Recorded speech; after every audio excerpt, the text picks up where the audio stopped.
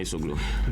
On fait place à la rubrique Monde de l'écho. Dans un communiqué publié jeudi dernier, l'exécutif a pris une panoplie de mesures pour libéraliser la commercialisation du soja grain et parmi celles-ci la réduction de la taxe de l'exportation. Mais il y a aussi l'obligation faite aux commerçants d'exporter le soja via le port autonome de Cotonou.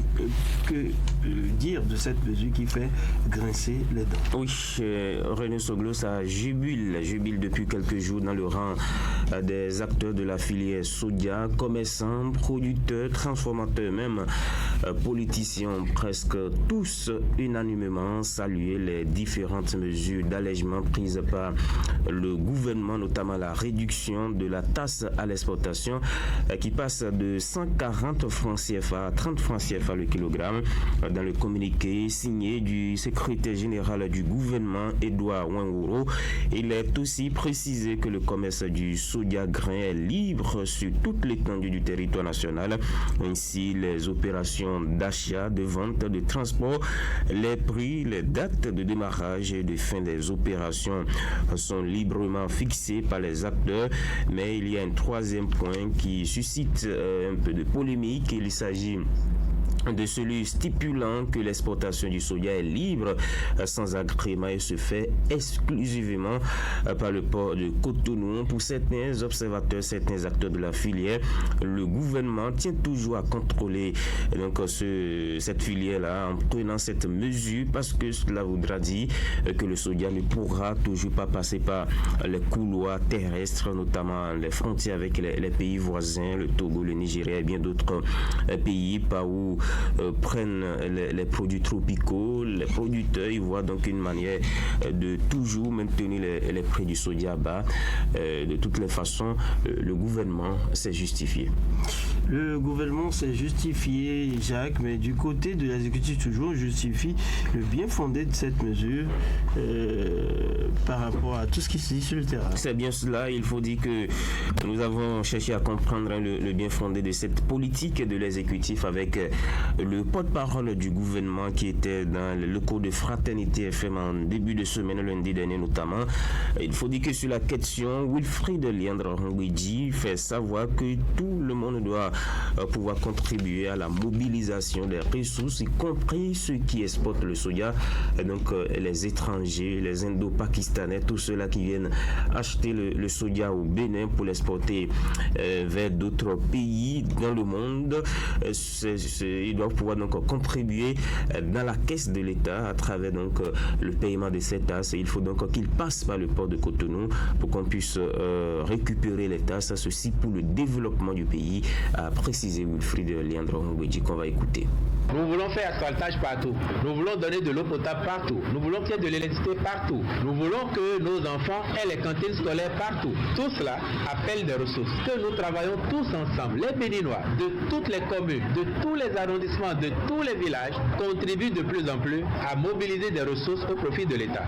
Donc parce que vous faites ces efforts-là, vous êtes d'accord pour que chacun fasse les mêmes efforts. Vous êtes d'autant plus d'accord que les étrangers qui viennent chez nous faire du commerce, parce que ça leur convient, fassent aussi des efforts. Et donc, il faut faire en sorte que tous ceux qui viennent faire ce commerce payent à l'État ce qu'ils doivent payer à l'État. Parce que dans le même temps, n'oubliez pas, nous avons institué ici une grande unité industrielle, Golo-Djigwe, la zone de développement industriel de Golo-Djigwe, où nous employons des milliers et des milliers de nos concitoyens. Et nous pensons, nous, avec ce qu'il se fait, que d'ici à 2030, il y aura environ 300 000 Béninois qui travaillent à Golo-Djigwe. Pour faire ça, il faut que les usines qui s'installent aient de la matière première pour qu'elles puissent tourner suivant leur capacité.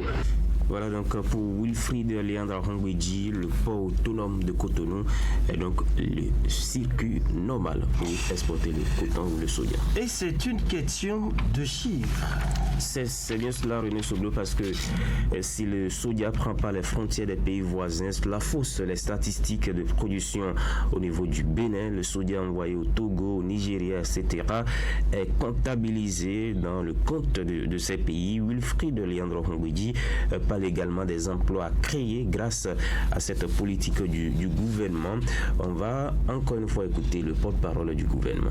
Si on installe les usines, si on encourage les gens à venir installer les usines et qu'on ne leur permet pas d'avoir la matière première, ces usines ne pourront pas tourner.